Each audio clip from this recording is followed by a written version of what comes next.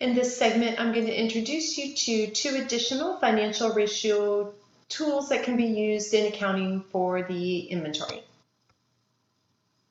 The inventory turnover is a ratio that can be calculated that provides information about how many times a company turns over its inventory during a period. This is an indicator of how well management is controlling the amount of inventory available.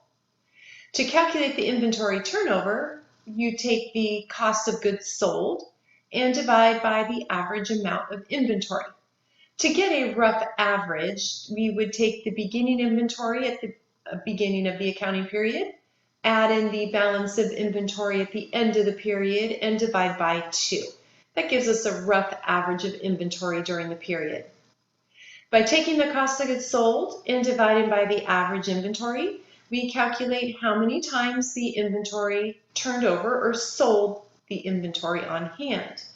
Obviously, the higher the inventory turnover, the indication is that the company did a better job of having inventory available for sale without running out, while at the same time not spending too much on inventory storage. Another financial ratio tool in looking at inventory is the days sales in inventory. This reveals how much inventory is available in terms of the number of days of sales.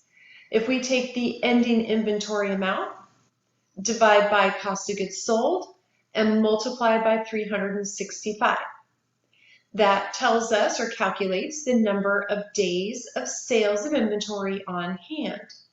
We want this number to be sufficient that the company does not run out of inventory, because if they run out of inventory, they could potentially lose sales. But the company does not want this number to be too high either, because the more inventory that is on hand, the more inventory management, inventory storage, and potential spoilage there could be.